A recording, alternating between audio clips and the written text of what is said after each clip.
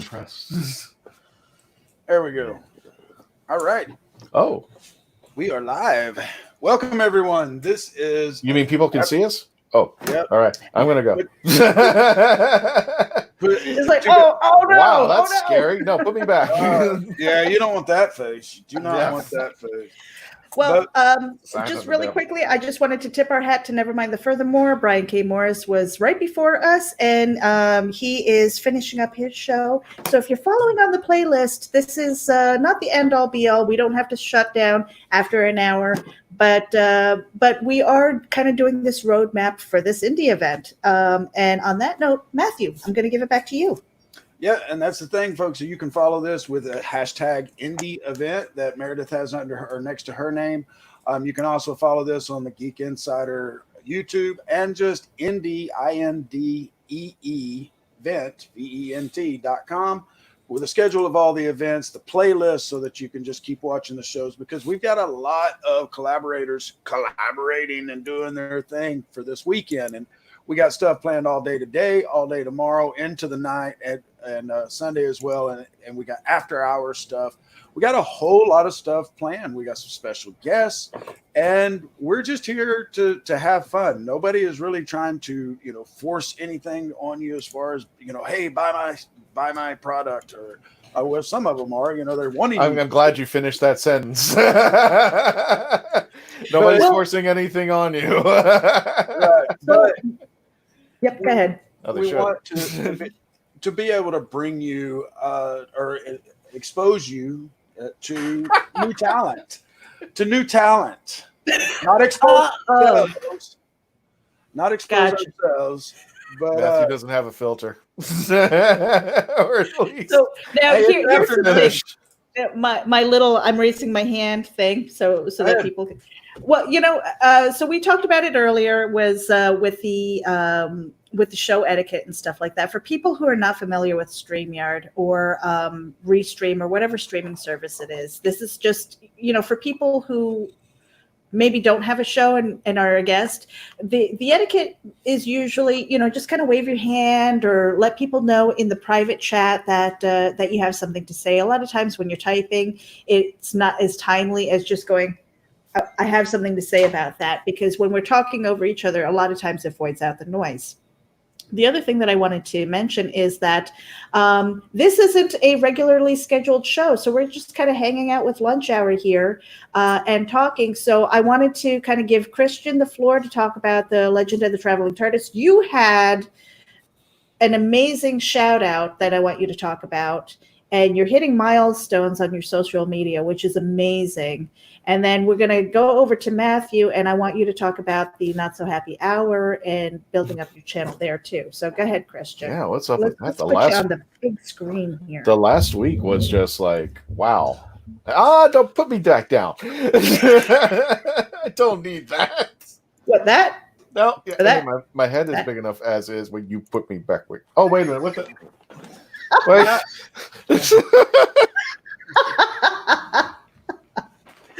and now stuff when you pop Christian up like that, now we kind of know who John Lithgow's boss was in Third Rock from the Sun. He was always referring to the big giant head. Oh,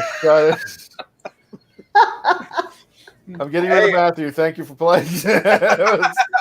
He was fun while he lasted. And that was the shortest career in history, folks. Yeah.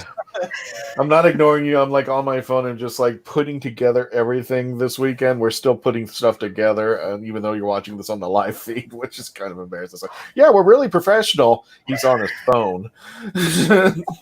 And he shouldn't be. Well, no, but in our defense, that's how we work.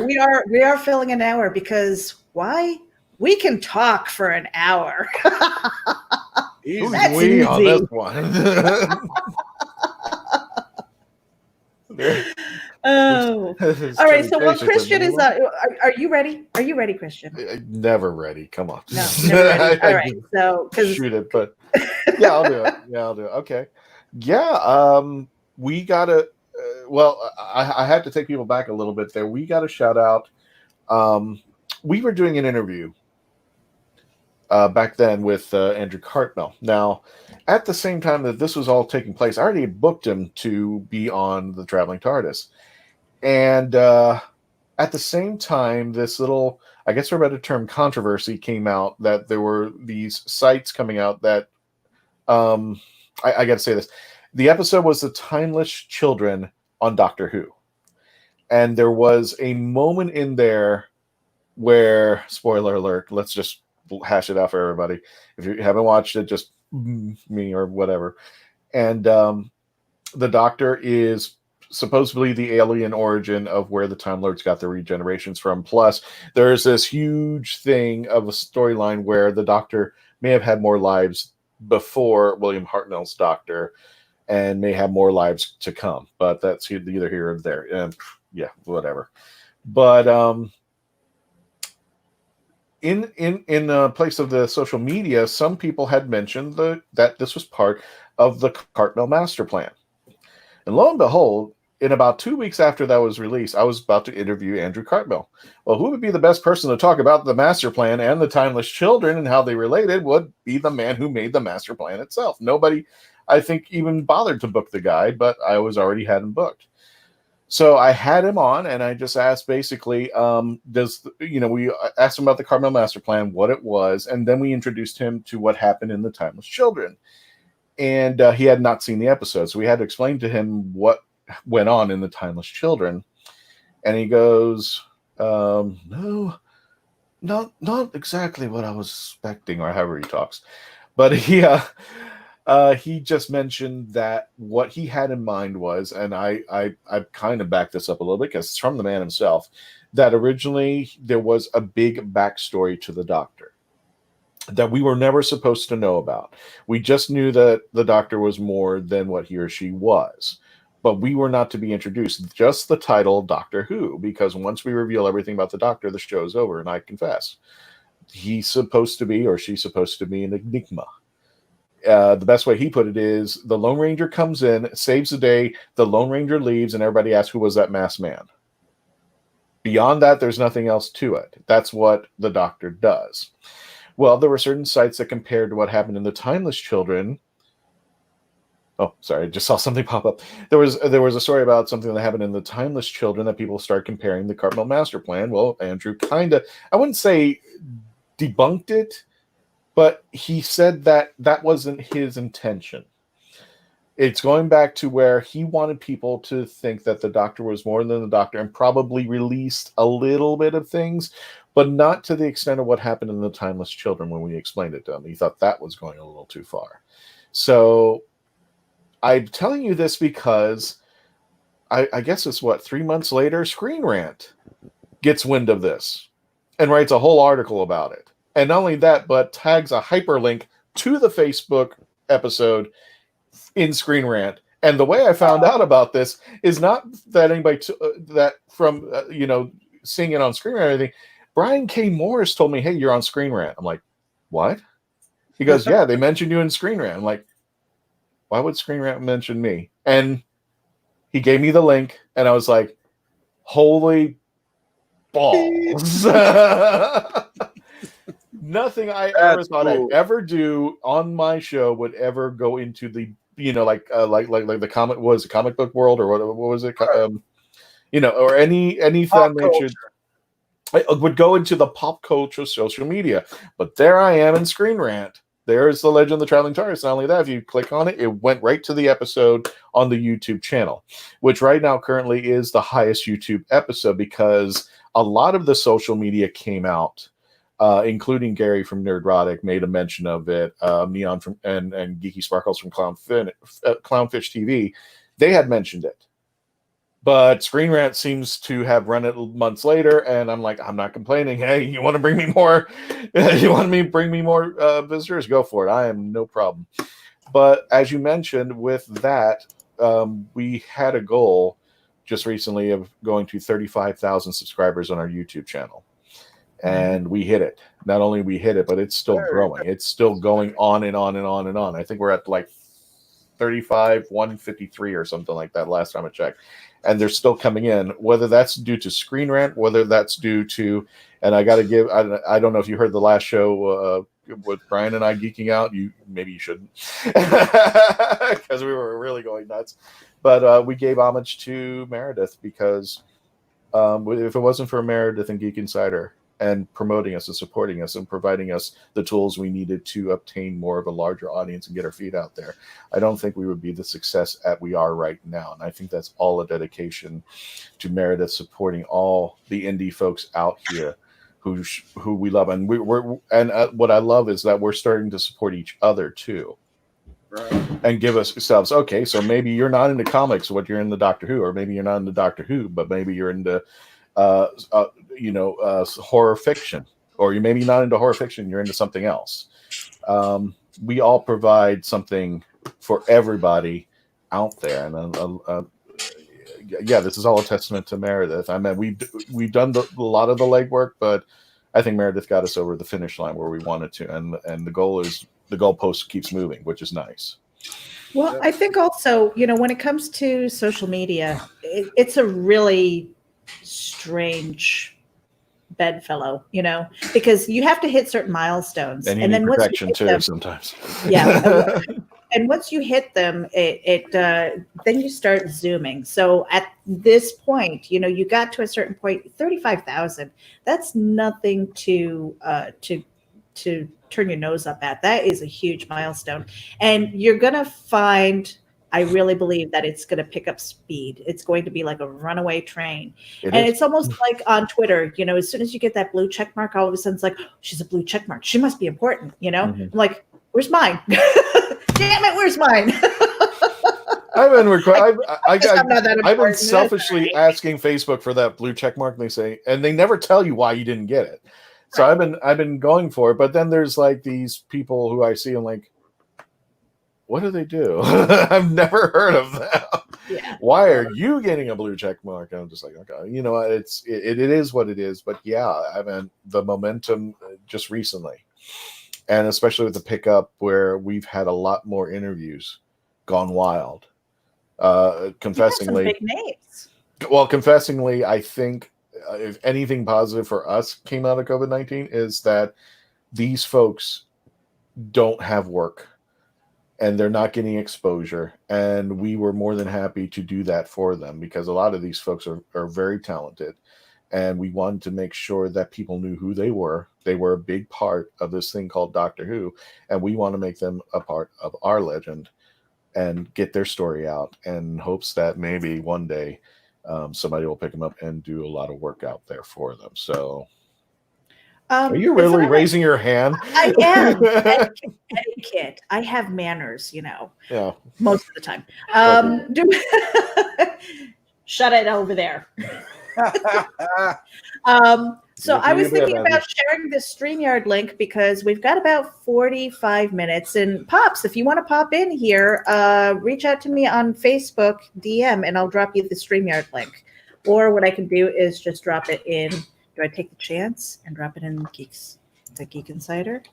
All right. I've got the StreamYard link on the Geek Insider Facebook. So if anybody who wants to pop in here and say hello and maybe talk about their virtual con experiences and things, Pops, yeah, you're going to be doing your 5th con August 1 through 2. Now, here's the thing. I have been hesitating to call this event a con. It's not, I mean, for the most part, we have a lot of comic book artists and writers and things like that. So technically we could call it a comic con, but I don't want to call it a virtual event or a virtual con because a lot of them have had really negative experiences as far as being the viewer or being a vendor. And some people have had to pay for their virtual tables, which makes absolutely no sense to me. Matthew and I, we've been working together for a couple of years now. I mean, not through just Geek Insider, but we were on a site together, which dealt with like blockchain and tech and all that stuff, cryptocurrency. But, so we've always been in the mindset that independent creators need a boost because there's quality content out there, but they're just not getting enough attention. Geek Insider is a wonderful vehicle for doing that, which is why we love doing the interviews. We've got some really big interviews coming up. And I won't share my Athena Finger story. Maybe Matthew will make me. But, I have those moments because I'm not in depth into the scene. So when I do my interviews, I go deep diving into finding out who these people are. And I try and find the little nitnoid things that maybe they don't get to talk about all the time. And it turns into a conversation instead of like an interview. And we don't have any gotcha moments. We kind of joke around, Matthew and I, that, if they're comfortable enough to cuss on our show, we're like, all right, we made some friends. Yep. And that's how we feel about it. So Geek Insider has been a wonderful vehicle as far as getting the independent creator's voice out there. We love supporting the Indiegogo's. We love supporting the Kickstarters, but we want to have more than just that. We want to get to know the people, the creators behind it, and we want to follow their journey from their Genesis story, which I love to hear about, to where they are now, to what they're looking forward to in the future. So it's that has been a really wonderful vehicle that's opened up doors to some of these interviews. And just really quickly here, my Athena Finger story, I'll out myself, is in February, I actually met Christian at the Space Coast Comic Con. And I was wearing my Batman shirt, and I'm walking around and stuff like that, and I see the true Aquaman in cosplay. And next to him is some woman. And so I'm talking to him, right? Yeah, just this blonde, whatever. And so I'm doing these quickie interviews, and that I in that same corner I had the true Aquaman, Rick Stafford, and then Deetria Baker, and then he was like, "Well, you should interview her," and I was like, "All right, And who are you? It turns out to be Athena Finger. And I came back from the event, and Matthew's like, and I said, yeah, I've got a business card, and it says like the heiress to the Dark Prince or something like that. Athena something with Batman. And he goes, no, that is not how it happened. That's how I remember it. She goes, yeah, I met somebody. She's the granddaughter of somebody really big with Batman. And I said, if you say Finger, I'm going to freak out. And she goes, Athena? Yeah, Finger. Why? Finger, and I was like, oh, my God, for real. And so, yeah. And then it was so bad I wouldn't even let her come in the interview. It was just me and Athena. No, I'm just kidding. I was a geek out moment.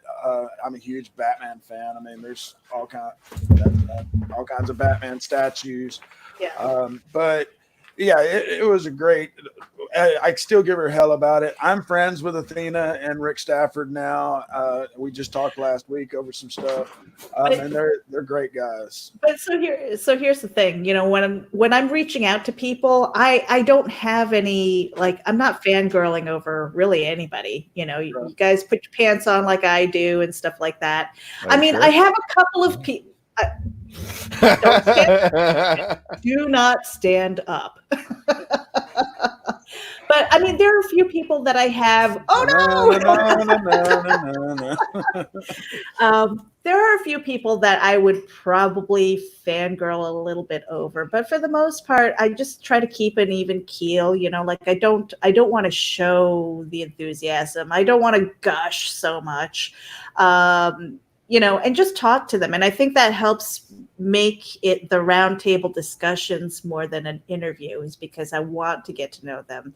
And then it doesn't feel so much like, oh, well, we're Geek Insider and we're interviewing you. No, it's more like, hey, you want to be friends on Facebook? Let's connect and see what's happening. And it really becomes this organic thing. And I love that.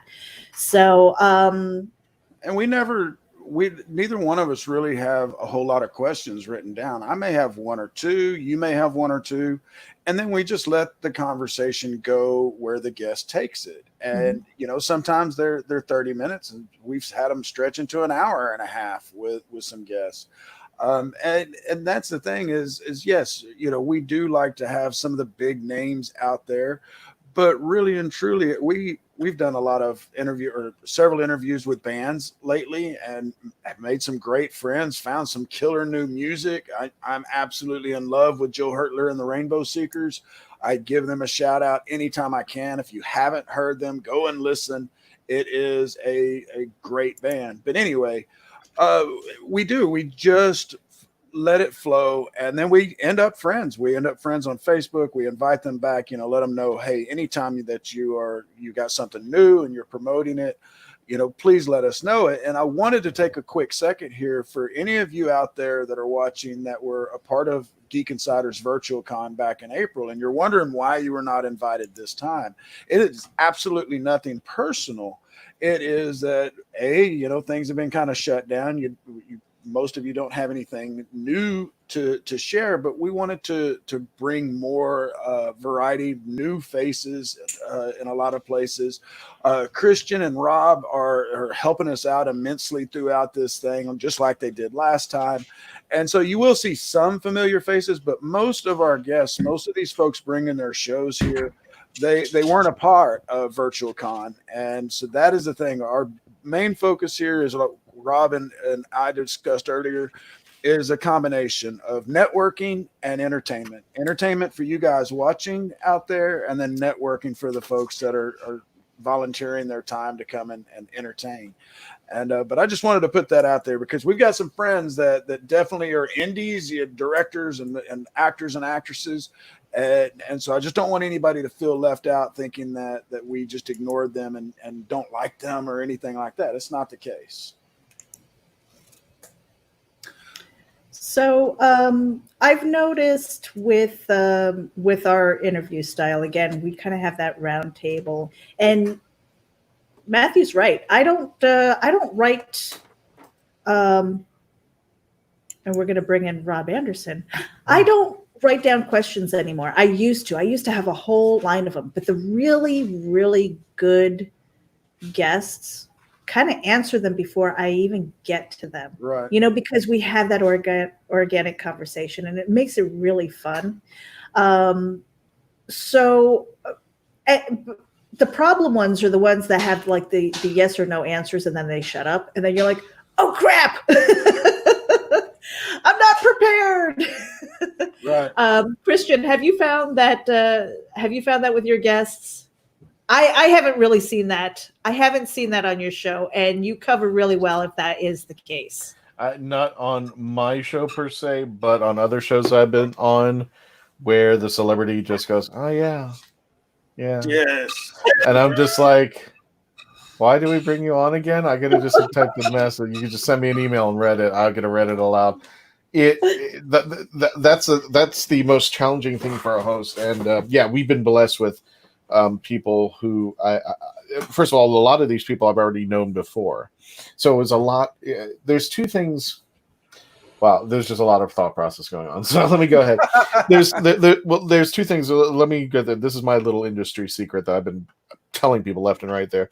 There's two things I want to do when I do my show. First of all, when you come on the show, it's about having a good time. Regardless of what the discussion is, regardless of what we're promoting, it's all about a good time. Because if we're having fun and the guest is having fun, the audience listening is also having fun as well.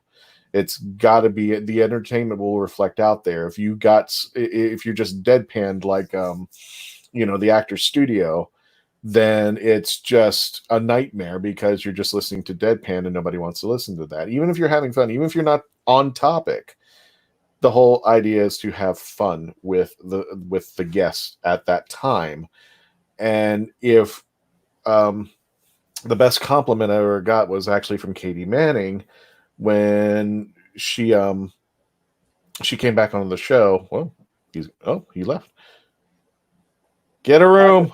Get your own box or something. He has to sneak in a smooch every once in a while. I totally understand there.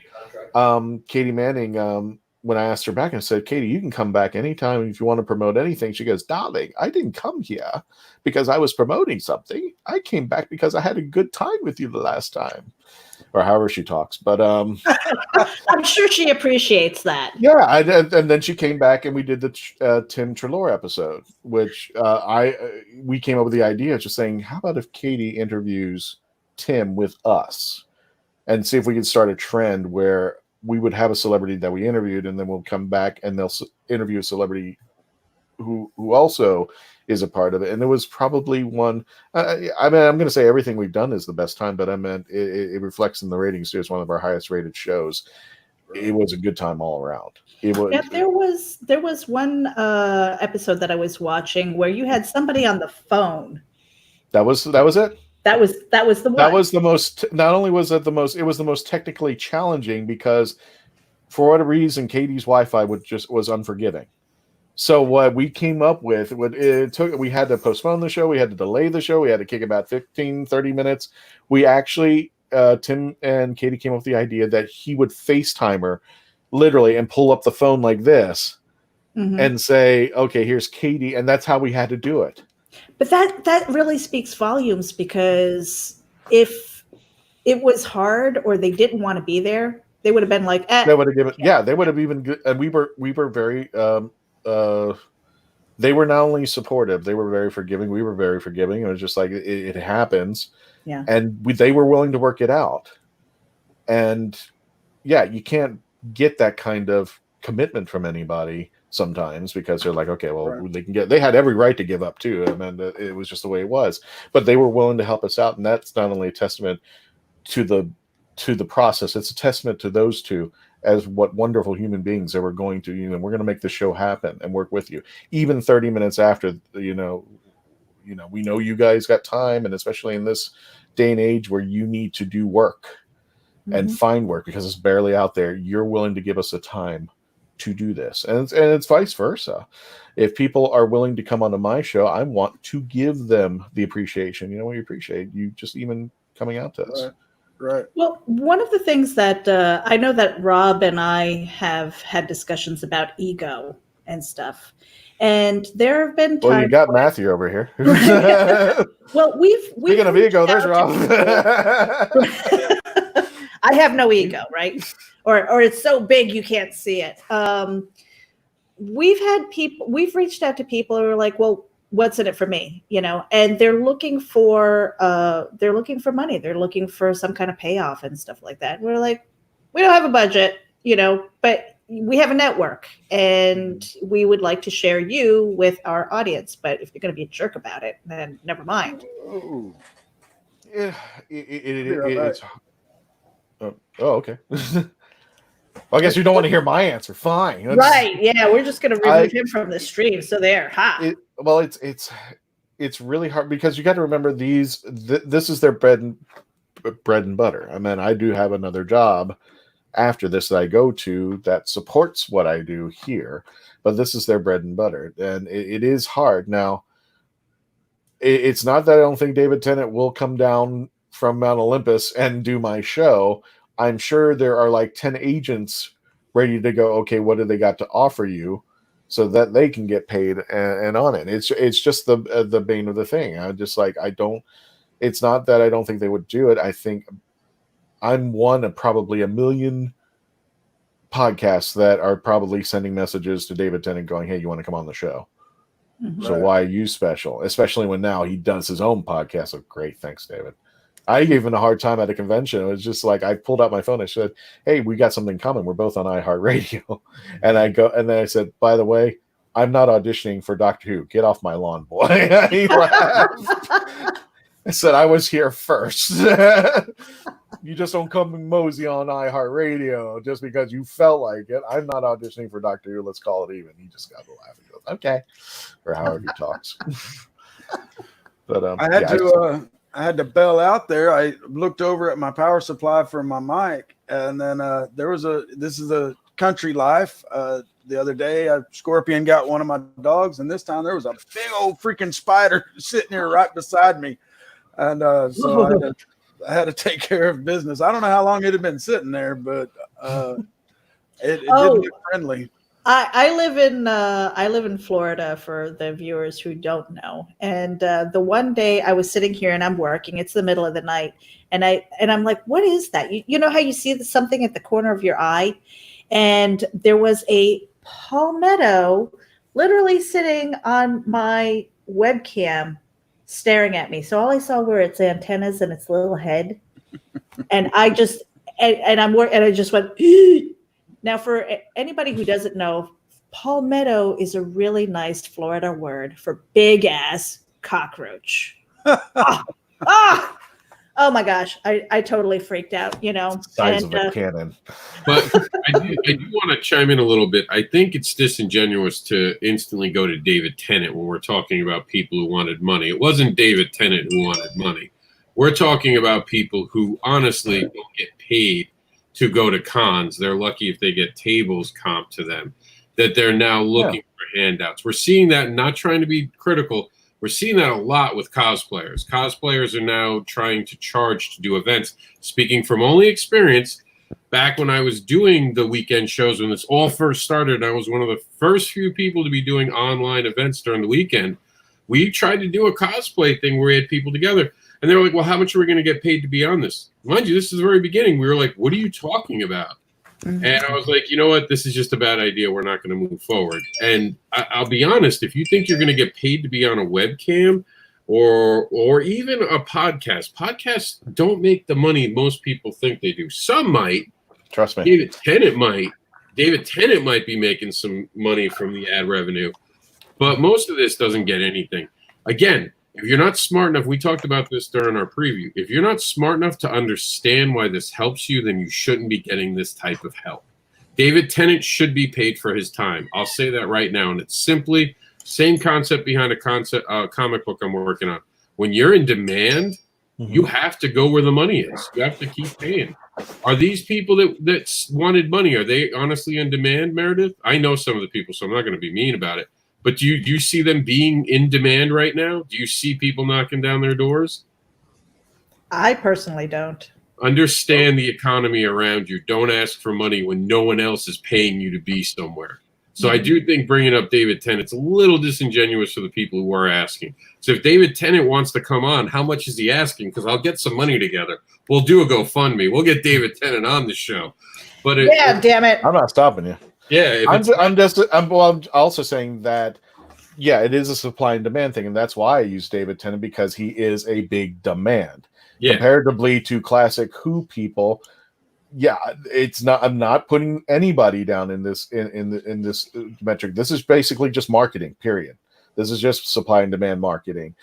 If somebody wants at a convention who they want to go to, especially now what's popular, they're going to go to David as opposed to a classic Who. That is not to diminish anybody who has worked or done anything in classic Who. That's just the result of the market as it is in this production. Now the thing is, the other thing is I don't know what is it called, the mindset of these people, for a better term, that maybe David does want to do the show. He doesn't know it, but I'm sure that he's got a million other people asking him to do the show, or his show, their shows as well. So, and they're being followed by like 10 agents or something. Whoa, I'm Meredith. And they're being, being filtered out by all the agents that he's got taking care of him, or whatever prime agent he's got. Like the only reason why I used him is because he's more of a popular person at this time, because he's done more stuff. He's done Marvel. He's done Doctor Who. He's going to be in higher demand than somebody who has been in classic Who and hasn't, probably seen TV in 20 or 30 years and has been doing their own projects. It doesn't make them any different of a person. It just is the way the market is. It's not an insult to David either. It's just basically saying, that wasn't the inclination. I'm just using the market, which is a very cruel system, but a system nonetheless that we work with. But it's also, I think what Meredith was saying is that she offered people an opportunity, and they tried to make it a monetary value when no one's offering them to be anywhere. David Tennant, people are throwing money at him to be part of things. True. These other people need the exposure to even be relevant, let alone get money thrown at them, and I use the cosplayer example because of that. I've also had creators, to be fair, come to me and go, well, how am I going to be compensated? And my answer has always been, you're not. You're no longer invited. Because if you think that's what this is about, then you're missing why we're here. And I don't want you coming to plug, because those are the same people in the middle of talking to you guys. They will start doing a plug. And I don't want that on these shows. You know what I mean? There's a time and place. Don't get me wrong. Everyone's allowed to plug. But we've all had it. I'm sure Matthew's had it. The guy, when you ask the guy, hey, do you have any funny stories about a movie you went to go see? And they start off going, yeah, there was this one time when I was making a comic book, and they spend 10 minutes telling you about the comic books. You know it's a pitch. You know it has nothing to do with the story. And at the end, when they tell you the story, it's like, yeah, so I went to see a movie and I spilled my popcorn behind a seat. Wait a minute, that was the story? You went 10 minutes about your book and 2 seconds about popcorn. Thanks. You're never on my show again. And Matthew knows there are certain people who do that, who suck the air out of the room. Again, this is about entertaining people. If you don't want to entertain people, that's fine. Go sit in the back and wait till someone pays you to do whatever you want to do. But there are serious people out there who want the exposure. Look at you, Christian. You're a hustler. You're out there trying to get the exposure, trying to get people excited, trying to entertain people. I'm sure that you're not out there trying to cash in on people. Right now, during a pandemic, there are people who put their hand out and go, well, how much are you going to pay me to do this? I'm sorry, I didn't realize you were busy this weekend at a con. Go do the con instead. I've actually come across people who've asked me how you're going to come. And it's fine. But then again, this was pre-COVID. Too as well, so it's not. It really is it really is. It was really a strange bedfellow coming in with a strange bedfellow that we work with coming in the marketplace, because when I used to go to cons, we were happy to get in, let alone get panels. Or if they gave us panels, we paid for the ticket, so we go in and do our panels. Come flash forward 8 years later, now we're going to MegaCon. We're going, well, when they happened, we were going to MegaCon. We're going to Florida SuperCon. We're going to Space Coast Comic. We've already made our bones. We've already made the market. We're growing rapidly at this point, thanks to a lot of everybody, like everybody here, who support one another. Meredith, big time. Brian, big time. And all the team that I have out here who support the show, they just come on, they're not coming in. What we compensate for? Well, you're in probably the largest Doctor Who radio show audience that I can think of right now. Point me to another. But they believe in the product. I would like to compensate people. Would love to. I would love to pay for the staff. I would love to pay for the equipment. Well, I meant, but you know what I'm saying? It's I would love to compensate, but I'm in no position yet. We're getting very close. We're at least enough to thrive, meaning that I don't have to worry about my show going off the air because we didn't have enough funding for the website or the videos or anything of that nature. However, I would love to compensate everybody who comes on. Even if it's a small compensation, that would be my goal. But in the meantime, the reality is my market demand. What's the difference between a podcast who is just starting off and mine? We do have the numbers. That makes a big difference. That's what these conventions are looking for. But I like the fact that you mentioned cosplayers, because I do know some cosplayers, no offense to them. But yeah, they do that, use the terminology, how are we going to get compensated? And I'm just like, oh, well, we got a cosplayer down the street who just started, who has a reasonable amount of numbers to get. We'll support them. And we wouldn't have to worry about compensation. We'll just give them a table, and as long as they make people happy, we don't care. It is the supply and demand, which is an evil thing, but in its own right. But we still work with it, and it is what it is. It is. And, we've got some things planned at Geek Insider as far as even expanding the amount of help that we're doing together, the networking. And we do want to do something with cosplayers. We've wanted to for several years now. We wanted to get something going to where these folks can promote where they're appearing and show their portfolio of their favorite photographs and their cool costumes, or if they want to share videos of how they make their costumes, all of that. And so if any of you out there listening have interest in something like that, get in touch with me at Matthew@geekinsider.com or Meredith@geekinsider.com. because we'd love to talk to you about that. We've got a lot of plans coming up, like I said, over the next few weeks to even expand the indie part of it even more. But if you are looking at, well, what's in it for me, other than exposure and getting your name out there, then it's not going to be something that we're interested in, because we are trying to keep our head above water just like everybody else right now. And we've got at Geek Insider, we've got several podcasts. I'm about to launch another one just because every now and then I get pissed off about something, and I wanted a platform to where we could do our tough topics. We have a lot of stuff planned on that one. We're getting some special guests, and I wanted a platform to where it wasn't necessarily Geek Insider or Meredith's new Wild One Forever. I wanted a platform where we can, do those late night shows and be ourselves and talk about the tough things. I don't want to do politics, but it's called the Not So Happy Hour. We've got the .com, the notsohappyhour.com.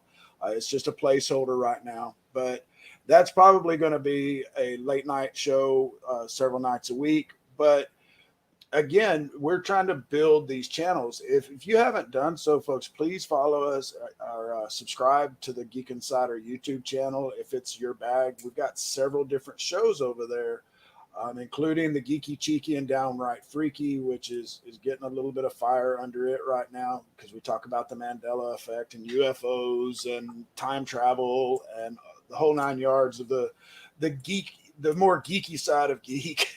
And so, but with Rob and Christian, we have started, and Kevin, we started a network building out here to where we can help each other out and then help those that we know. And that's what I am loving. I took over. I've been working with Geek Insider for over 3 years now. I was a writer. Took over as managing editor just almost a year ago, and we've done a lot of stuff that the owner has wanted to do for a long time, including getting these podcasts going and the YouTube channel. But the main thing is building out our networking, and that's what we want to help everybody do this weekend.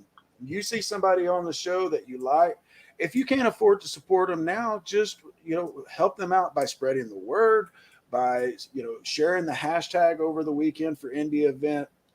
Watching Rob's show, watching Christian's show, everybody is getting a lot of good traction going on. And Rob said this at VirtualCon, this is the Indies times to shine. And if you come out of this whole year now, because 2020 has got to be one of the weirdest years on record. If you come out of this and you're a creator, you're an artist or writer, and you come out of all this without anything constructive done, then you can never say it's because you don't have time. It's you are the problem. Yep. And go ahead. I do want to say to give credit to the cosplayers. I know a lot of them have become a little bit busy with the site. All My Fans or My Fans Only. I know a lot of them have moved over there, so they are used to getting compensated for being on the camera now, and they're going to Patreon. So they might really just feel like their time is money. So if you feel like you can make your money somewhere else, go hustle there. That this just isn't what this is about. Oh, cool. Yeah, I didn't realize they were. I'm sorry, Christian. Go ahead. No. Well, no, go ahead. I was going to say, yeah, that there is that weird fine line, because if somebody wants you and you made your bones, and you've shown that there is an audience for you and you care for it, because there is a difference between somebody who just started Yaya Han. I mean, everybody knows who she is inside the convention world. Outside the convention world, nobody really knows who she is. But inside the convention world, she's made her bones. She's done her stuff. She sews her own material. She's done it. And if somebody is willing to say, yes, I think it's time to move up there, yeah, I like I said, I don't market. I'm not trying to down anybody in this industry because of money or anything of that nature or the need. It's just the reality of what we do. It's going to be up to the market to determine what we're worth. And I'm hoping that we have established over time. I'd like to think I did. I mean, here, Rob, I'll show you. Somebody, Brian K. Moore sent me this. I'm going to put on the StreamYard link. And this is probably the most surreal moment thing. That is a link to Screen Rant. Oh, I'm not even part of it. There. That's a link from Screen Rant. And they make a mention of our show. I never thought one day that anything that we would do would end up in Geekdom social media. And they make a mention, they put in a hyperlink and send it to, and it goes to the episode that they referred to that caused a lot of controversy in Doctor Who. I'm shocked as heck. But somebody saw it and watched our video and said, okay, this is something that needs to be addressed. So we must be doing something right. Somebody out there is looking for us and making it known. So I'm hoping if that is the case, then we have proven ourselves. It's just like an employee at a job. You know, there's an employee who starts off day one who hasn't done anything, or an employee who's been there for 5 years, who's unswervingly done great things, has made customer service awards and stuff like that, has made accomplishments, that made a huge contribution. Now they're like, you earned this moment. Right. So yeah, but not to step on your toes with this, but I think at least in comic books, just comic books. I don't know how cosplay is, and I don't think anyone knows how cosplay is because it's so brand new. But especially with podcasts, comics, a lot of entertainment, you can be hot 1 second and it can all go away the next second. It's a constant struggle to find new markets, to advertise yourself and to be prevalent in. We do these shows not just to entertain people, but to stay relevant. I can't tell you how many people decided not to do something. They went away and now they're coming back and suddenly people are like, who are you? Because in 3 months, it's changed that much. In 3 months, it is. And some people know what they're doing. I have a friend barely on Kickstarter. I mean, barely on Facebook, goes to Kickstarter once every 3 to 4 months, clears out 10 grand, 20 grand. Without even trying, doesn't talk to anyone, built his fan base, knew what he was doing. Very impressive. He's on his 10th book coming up. Very proud of him. So like you said, you know, you can make your own audience, but for the most part, you also got to kind of worry about staying relevant. And I think that opportunities like this keep you relevant. And if you're always going to have your hand out looking for money, there's going to be a day where your relevancy has begun to drop and people are going to remember when you had your hand out. So as a nice warning to people, this is a very real thing. You go up, you go down in comics. If you go back up, that's because you did everything right going up. So when you were going down, people were there to stop the fall. People were there to help you get back up. If you start getting relevant and start expecting too much, the minute you fall down, everyone's going to want to keep you down. And they're not going to want to see you come back up because you didn't do the right thing. So just be mindful of that. When you're trying to hold your hand out for money, either you better be damn worth every penny and you better bring an audience, or don't bother asking. And start off the conversation with, hey, normally I get paid for something like this. Do you guys have a budget? It's a very nice way to talk about something. Is this something you guys have a budget for? Or is this something where I'm going to get the opportunity to grow my fan base?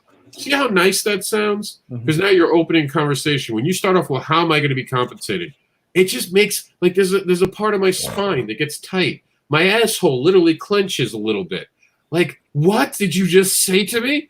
And, you know, I've even gone as far as to be like, well, how much are you going to pay me for putting the event on that you're part of? And then it's the same thing I do with artists. Artists come up to me. They show me art in my messenger, and they're like, I'm an artist. I'm like, cool, I'm a writer. And they tell me how much they get paid per page to write it. And I mean, to draw it. I tell them how much I get paid per page to draw it. And they're like, wait a minute, I didn't ask you to write something. I was like, well, how else are you going to do your art? You got to remember that. Yeah. We're creating a platform where people can be and can get awareness built about them. If they don't see that as compensation, I can't help them beyond that. Unless they're David Tennant, then I'll start my GoFundMe today, David. I'll start my GoFundMe today. We'll get you on. Just keep it fair, man. We're indie creators. We don't make a lot. Well, and speaking of promoting and spreading the network, Meredith is the world's worst about self-promoting as far as her new project goes. She is my counterpart over at Wild One Forever. She's the managing editor. And Wild One Forever, Meredith, tell everybody what Wild One Forever is about. I've been a little busy, Matthew, if you haven't noticed. Excuses. I know. Wild One Forever is actually a women-centric site. Not comic books or anything like that, but it is women-oriented, but not women-exclusive. And we talk about tough subjects like PTSD, abuse, and stuff. But we have fun things like recipes and diet and fitness stuff. There's a few younger writers, they're talking about the dating life and those challenges and all that stuff. But it's really fun and informative. In the mornings, I usually have the Morning Nosh, which is about a 10-minute morning show.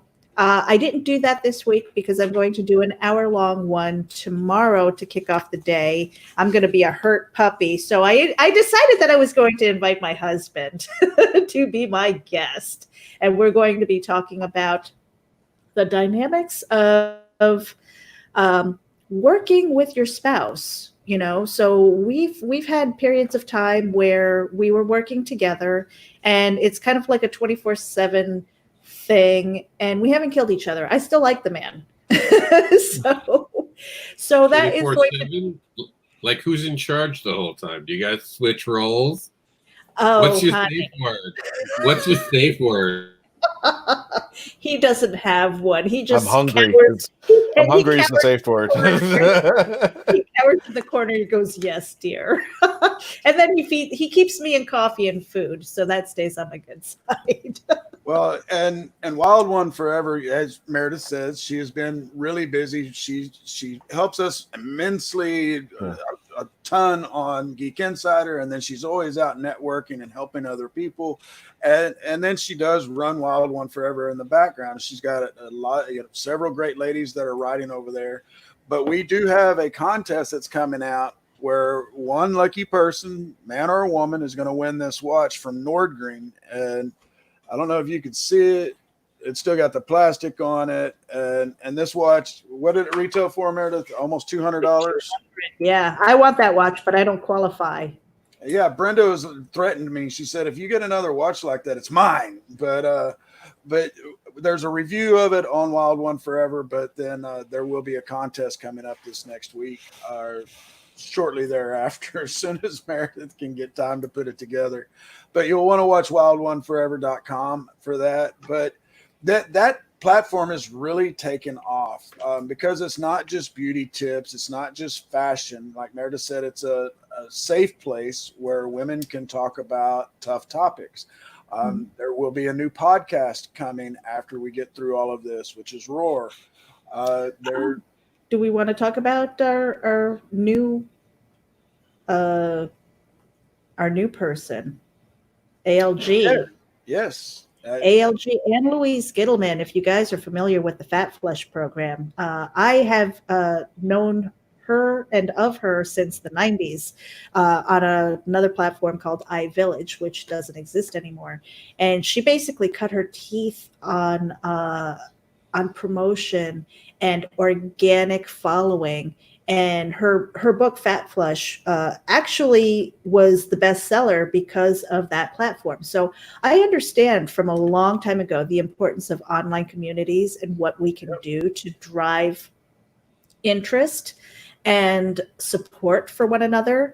And it was so funny to see almost 30 years later that we connected again, because she was like the only Anne Louise that I know.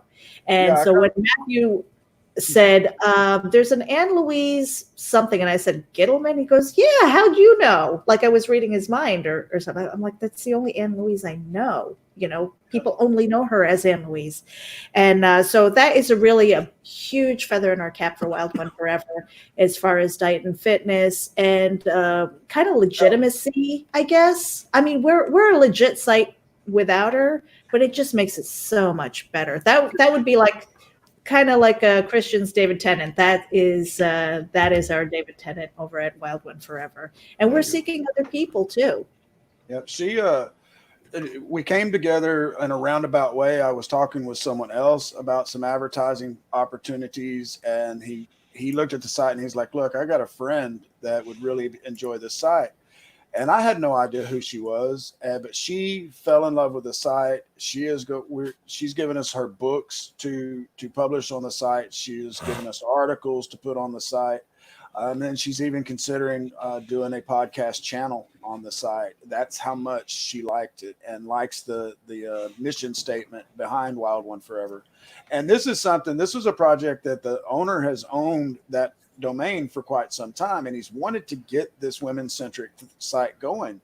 But he had me, and I'm not necessarily. You're one ugly damn woman. Very much so, and I got pictures to prove it. Yes, you do. Yes. I bet Rob would like to see that. No. The show doesn't end until we see those pictures posted up here. You know that's right. Oh, On the live feed. Before we go any further, we've got about 5 minutes, and I want to tip our hat and pass the potato to Roland Mann. He is with Silverline Comics, and he's going to be doing a retrospective. If we go a couple minutes later here, or we continue on, that's fine. But I just wanted to tip the hat to him. His show is next on the playlist. Be sure to tune in, give him a follow, share it out, and subscribe to his stuff. Go ahead, Matthew. Let's try and wrap it up in the last 5 minutes here. We'll go around the room. I already discussed, the not so happy hour, but one thing I do want to give a shout out, folks, is badguynonsense.com.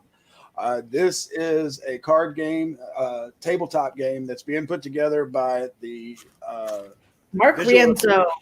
Yeah, and he's the visual effects supervisor, folks, for some of your favorite movies, including Thor Ragnarok and Book of Eli. The list goes on and on. But if you go and search geekinsider.com and you search for Mark's name, or you search for Bad Guy Nonsense, you can get entered in to win a pack of the set of the cards. But if all else, check out badguynonsense.com. Go to his Kickstarter. He's just about a little under $1,000 shy of goal. He's got like 11 days left. We have an interview with Mark on our YouTube channel. He's a great guy. We're actually going to have him back to talk about his career, because we just had him on for the cards. And guys, I'm trying to get that picture loaded up, but it's not letting me load. Yeah, we know how that is. I'll find it. All right, and a couple more minutes. Who wants to go next? That was already an hour. Wow. That's what I mean. It's like, it was an unscheduled cancellation, and we can talk for days. So filling an hour really isn't that hard. Okay. So who's up at the 2:00 hour? Let's put it that way. We've got Roland Mann with Silverline Comics. Yeah, you just said that, and I'm just falling asleep. We love you anyway. I love me too, but that's another story. How much? No, don't tell us. Until the after hours. I've always told Brian K. He should have the Nevermore After Dark. Oh my gosh, that would be a train wreck. Man, we all those innuendos come to its fruition at that moment.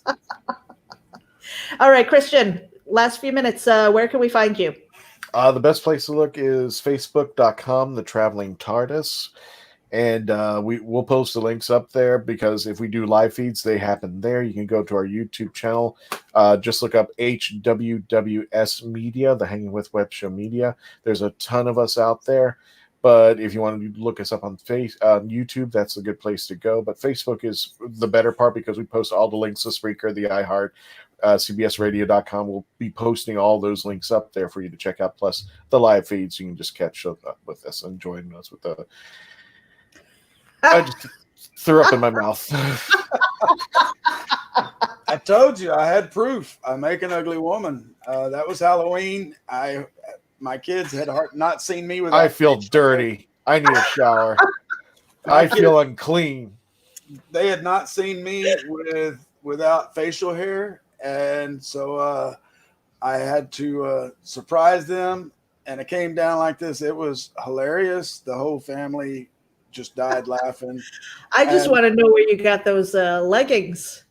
My wife at the time, Lori, had them. She got them for me, I think. But hang on here, just in case that one wasn't bad enough. Here's a close up for you. And hang on, there's one more. I can get I think you're better than mine. Hey, they were perky. I had good perky ones. The And scary then, part is they naturally look like they run correctly. So I don't know. Exactly right. Oh my God. there I am getting ready, freshly shaven. But yeah, my kids they'd only seen me once without. Sinead O'Connor let herself go so badly after that. I know. After My SNL. goodness, that's booze and drugs, right? Right. That's rough living, Put boy. it away, please. You're scary. Everyone, thanks so much for joining us. Y'all make sure. Don't end it yet. Rob's gotta tell us where we can find him. Yeah, and warn then us before you do that. Yes, Pops. Thank you so much. really. Oh my God. Amy said I look like her mother-in-law. Forget all those diet plans. Just take a look at those 3 pictures. You'll never eat again. Bob Anderson, if you're here real quickly, because we're at the 2:00 hour. I want to Yeah, pass I'm not going to step on Roland's feet. Just find me here over the weekend. You'll find out where you can find me by watching my other shows. All right, Matthew. I was just going to say, make sure you tune in on the playlist for the next show coming up and all throughout the day, tomorrow and Sunday. And if all else, just give them your love. Come in when you can. Thanks, everybody. Share the hashtag indie event, INDEE event. And let's just have some fun this weekend. That's right. And I'm Meredith Loughran. You can find me at the hashtag. I'm going to be all over the place this weekend. So just tune in, have fun, share it out with your friends, and we will talk to you later. Going to end the broadcast. Bye-bye. I'm going to throw up. You might want to end it now. End it now.